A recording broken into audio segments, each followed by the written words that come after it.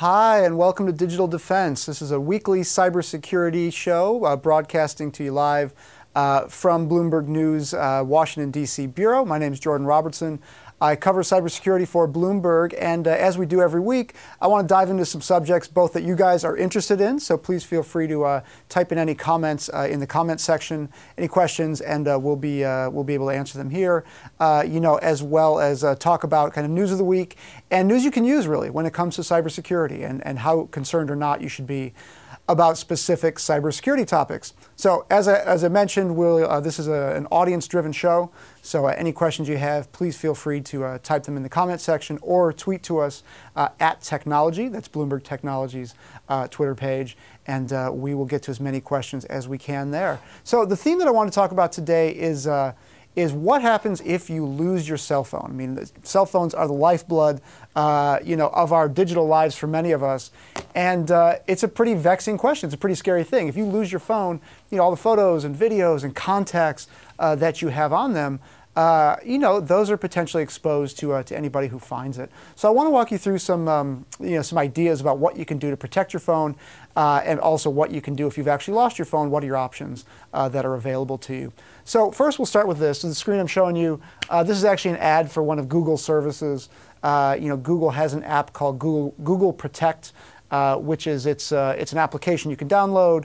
It scans the applications on your device and it searches for malicious activity. But you don't actually have to do that. So I want to start with the basics. If you've got an Android phone, the good news is if you have registered your Google account with that device, you've logged in, which they all make you do when you get them, there is a feature that's turned on by default called Google Device Manager. Now, most people won't know that this is actually available on their device. I actually didn't until very recently. But if you go into your settings, go to the settings menu and then click on Device Administrators. For most phones, I mean, every Google phone, every Android phone is going to be different. But under Administrators, you should see a screen that says Device Manager, Android Device Manager. Now, what that does, it's a really cool thing. Smartphones didn't used to be this way. But what that allows you to do, and again, Android's the most popular mobile OS on the planet, is it allows you to log into your Gmail account, to log into your Google account via a laptop or another phone, and erase data from your device that way. So it's this, in the tech industry, they call it mobile device management. They're very just lightweight apps that reside on your phone that give you remote administrative privileges. And in this case, what Google has done is it's made it an option that's, again, on by default, on your Android devices. So again, if you lose your Android phone and you've signed in your account to that phone, which again, most of us will do because the devices force you to, then you have an option via your Google account to remotely erase data from that device. It's impossible to overstate how convenient this is. There are some privacy and security folks who might raise eyebrows about the fact that, you have this remote management capability that's always on when it comes to your device. So there are risks there that I'll walk you through in a minute. But in terms of just sheer convenience for the vast majority of us, having this ability to remotely erase all the data on your device if you lose it is incredible. I mean, that's essential, and it's such an easy thing for these companies to do. Again, this is not a complicated task, but Google again makes that on by default. If you have an iPhone, you also have some really good options, but you got to work a little bit more for it. So if you have an iPhone, you're going to want to turn on this feature. This feature is called Find My Phone. You've got to go into your iCloud settings, which you can see here. And Apple, unlike Google, does not turn this feature on by default. So you have to actively go in, if you've got an iPhone, go into your iCloud settings, turn on Find My Phone. And if you do that, you actually get a range of tools that are available to you, that are in some ways more robust than what Google offers. Anybody who's familiar with this, this topic knows that what you can do with this feature is, you can identify where your phone is, you can locate it, you can either erase the data or lock the phone in the event that you're hopeful that you'll be able to recover it, so you don't just have to nuke the phone. In other words, so Apple gives you a lot of really good tools to manage your phone if you've lost it. But again, you've got to turn it on. You got to turn it on first, otherwise you're not going to get that protection. So we're getting some questions here, and really glad about that. Again, anybody who's watching this, we're broadcasting live on Facebook and on Periscope. Please feel free to type your questions into the comment section. We're going to get to as many of those as we can, or tweet to us at Technology. And we'll try to get as many questions answered there. So the first question here is, my phone was stolen while traveling in a foreign country. What should I have done first? Okay, so this is what I think one of the big value adds of a show like this is lots of security experts will tell you what you should have done before you lost your phone, but that's not what I'm here to do. If you've lost your phone, and let's just assume the worst. Let's assume the worst case. You've lost the phone. There's no passcode on it. You haven't turned on the Find My iPhone feature if you're an iPhone user. And let's say for some reason you've disabled the Android device manager feature in Google, or you haven't logged into your Google account on that phone. Let's just assume that the phone is completely out there naked, and you have very few ways to access it. You still do have some ways to protect that device. Now, you're not going to get the photos back.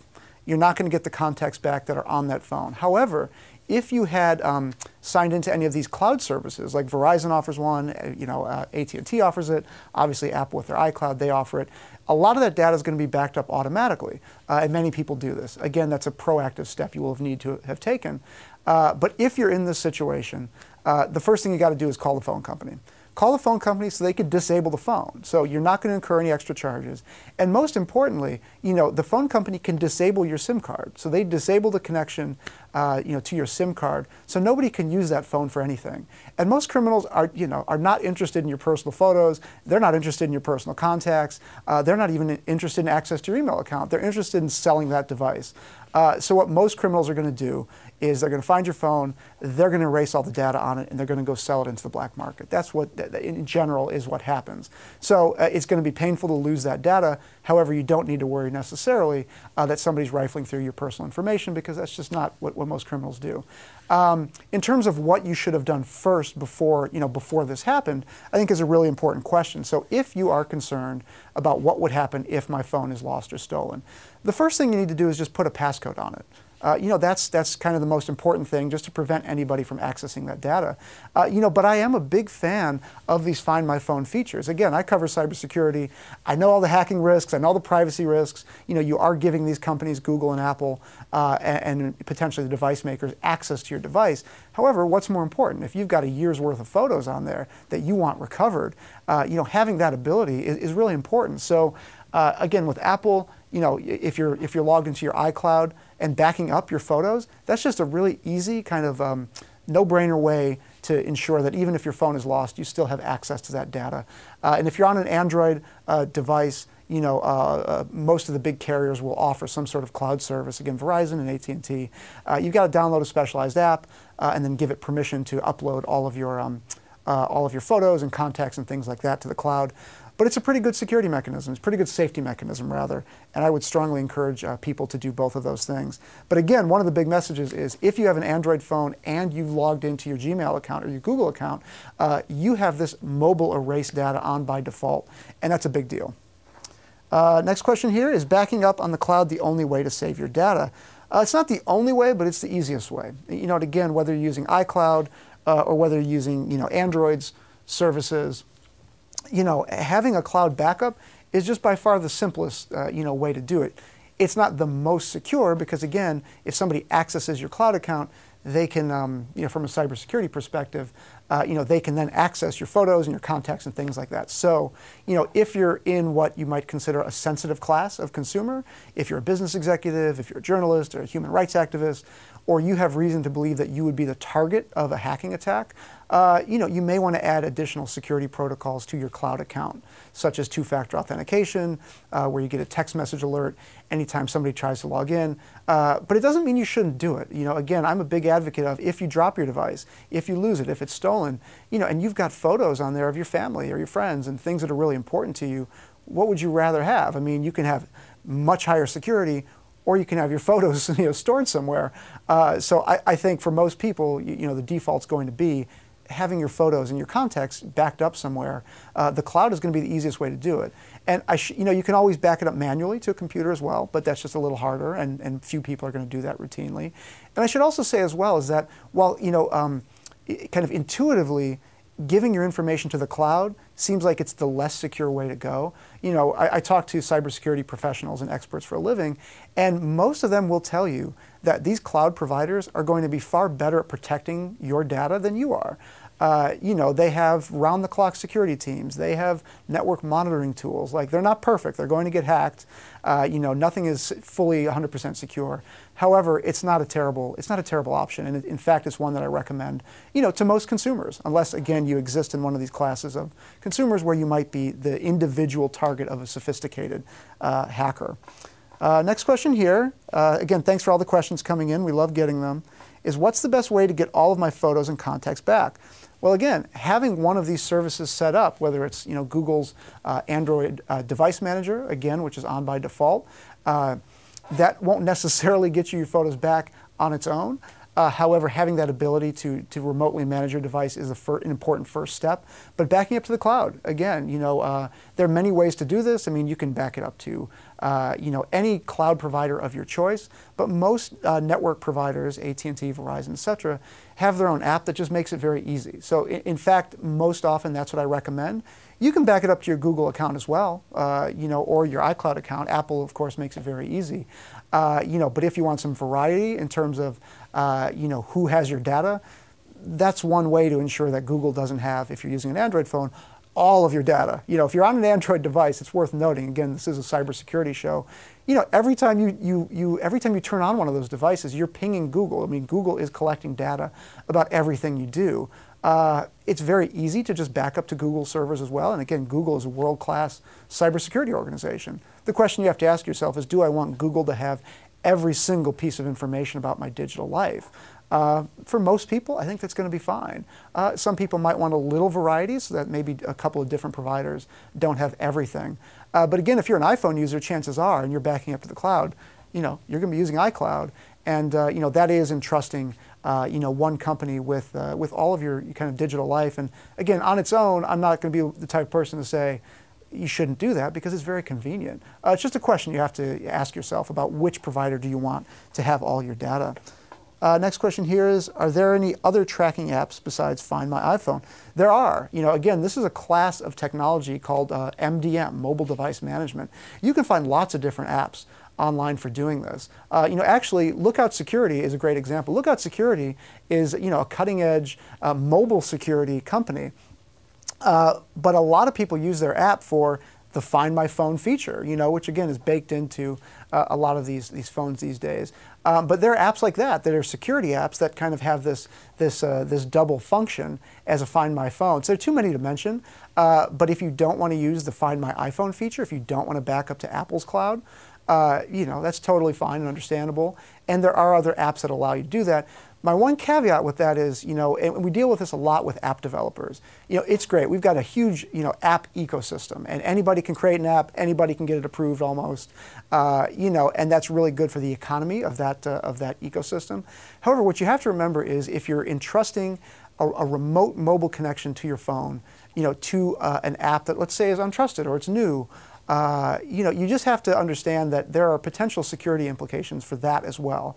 If a hacker were to compromise that technology provider's systems, in some cases it depends on how they're routing the traffic, but that's a potential security exposure or security vulnerability that could exist. That doesn't mean don't use them. It just means be aware of who you're giving remote access to your device to. And that's a very important question. And again, when I say that Android devices have this Find My Phone feature turned on by default, that's great for most consumers. However, you do have to understand that you are opening a remote access portal into your phone, which most security professionals would not feel comfortable doing for a device that has any sensitive information on it. But again, for most people, I would say it's actually a pretty great thing for most consumers. Next question here is what are some warning signs that your data has been compromised after your phone is stolen? Well, if you're talking about is the attacker using or is the thief using your phone, that's going to be very easy to see. Obviously, if you haven't called your telecommunications provider, and you haven't shut off the phone, that's the first thing you should do. If you think the phone is gone forever, is call the phone company. At least tell them that the phone has been lost if you don't want to disconnect entirely. But if you think the phone is gone or it's been stolen, just disconnect the phone. That's going to be kind of the first order of business. However, before you do that, if you have any of these tools enabled, Google's or Apple's or whomever, you're going to want to engage with those tools and figure out what's on the device. The beauty of some of these tools, though, is that in response to this question, many criminals are just dumb. I mean, some criminals are smart, but many criminals are dumb. And we've seen lots of kind of amusing stories where somebody will steal a phone and then use it for personal things. Like they will use it for personal photos. They will use it for personal videos. They'll log into Facebook on your phone and, send videos and messages to other people. So these are not the highest order of criminals here, but you'll be able to see that on your device. Like we've talked to security people, who have seen criminals who've stolen their device using their devices, and they can see that in real time. They'll see photos appear, on the device. They'll see videos appear. It'd be amusing if it isn't such a serious thing, losing that information. But again, you can restrict access. That's the kind of thing that these tools allow you to do if you've enabled them in the case of the iPhone. But in the case of Android, again, these are, many of these features will be available to you by default. So as I say, log in. You can simply log in and see if the criminals are doing anything with your information. But it is worth mentioning that, for as valuable as this data is to us as consumers, personal photos and such, they have almost next to no value to the type of criminal who's going to steal your phone. These are not, again, unless you are a government official or business executive or whomever, who might be the target of a nation-state actor, for whom stealing your device actually carries enormous value. The vast majority of phone losses and thefts occur to criminals who have no interest in your personal data whatsoever. They want to wipe the device and sell it. So I actually wouldn't worry too much about it, but of course it is a deep personal loss when you lose this kind of information. Next question here: has iCloud ever been hacked? Well, obviously Apple is a pretty close protector of information, and it's unclear. I would say this. I would say organizations like Apple have attempted hacks all the time. And when you see news stories about services like iCloud being hacked, generally what you're seeing, and there have been some, generally what you're seeing, and there was a case a couple years ago where somebody was able to hack the accounts, the iCloud accounts, of celebrities. And other folks, and the cloud accounts in general of celebrities and other folks, and leak their personal information and personal photos and such online. And what you're seeing there is simple, social engineering. So if somebody hasn't set up the proper, protections for their account, such as two-factor authentication, text message alerts, things like that, anybody who has access to your username and password or can guess your password, can get into those accounts. So it's really important to note, and I think this is a very good question for this reason, is that if you're going to back up your data to the cloud, you've got to make sure that the cloud has the same security that you're applying to your mobile phone, which if you're watching the show and you're asking questions, you're probably interested in. So you've got to make sure that somebody can't just log into your iCloud account, or your cloud account in general, easier than they can get access to your phone. So you've got to have a second layer of protection there for this very reason, because the most likely hack, the hack that you're most likely to experience with a cloud account is one where somebody logs in as you. And it's not some kind of, grand hack of the Apple, server system, or it's not some grand hack of Google. It's a hack of individuals, and they leak information that way. So that's just something you need to be aware of as you're setting up these accounts. Next question here is there a good free cloud service to back up my data that you like? Again, I'm not necessarily in the business of recommending one specific service over another, but in general, and again, some security and privacy folks might disagree with this stance, I think the default option for whatever device you have is just going to be the easiest, And again, these are large technology companies. If you're Apple, Apple spends an inordinate amount of money, on cybersecurity. Google, same thing. Is backing up your photos and your contacts to your Gmail account, is that the worst thing in the world? Again, people will have their personal opinions about whether they want Google or Apple to have all of their information about their personal lives.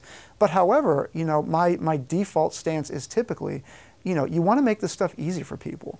And, you don't want to give people so many instructions about security, that they can't follow, or that it's too cumbersome, or they just forget about it altogether. So I would say if you've got a phone and anybody who's watched the show before knows that I'm a broken record on this subject. You've got to set up two-factor authentication. You just have to do that so that if somebody finds your phone, they can't get in easily, or they try to hack your phone, they can't get in easily. And the same goes for your mobile accounts. That goes for cloud accounts as well.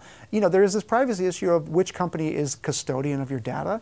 Some people like to use, again, if you're at Google, if you've got an Android phone, maybe you don't have Google be your backup. Maybe you have Verizon or AT&T or whomever have their cloud service be your backup. It's a way of just splitting who has your information, and that's a perfectly viable and legitimate path as well.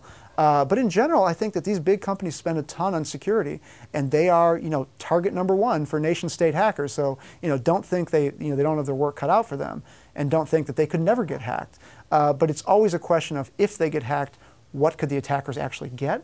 And in general, the security around the really sensitive stuff tends to be pretty good, but there are always caveats. We saw Yahoo lost 1 billion users' accounts. Yahoo has 1 billion users. They lost everybody's accounts. So it's, no company is going to be immune from hacks, and cloud services are just as vulnerable. So with that, I want to wrap up. We got some great questions. We always appreciate it. Again, we do this show every week. We want it to be useful, for viewers. And as such, we want you to write us offline as well. Please feel free to tweet to us at Technology. That's the Bloomberg Technology page. Or I'm on Twitter at JordanR1000, Jordan, the letter R, 1000. We'll get to as many questions as possible offline, or potentially in a future episode. We just want to thank all of you for watching. We hope you got something out of it. And again, please feel free to tune in next week. We broadcast live at noon Eastern, every Thursday from the Washington, D.C. Bureau of Bloomberg News. And while you're at it, if you want to visit our webpage, it's bloomberg.com/technology. We've got great technology coverage there, as well as a podcast called Decrypted, as well as a kind of a sister show with my colleague Mark Gurman called Gadgets with Gurman. Again, thank you for watching, and we'll see you next week.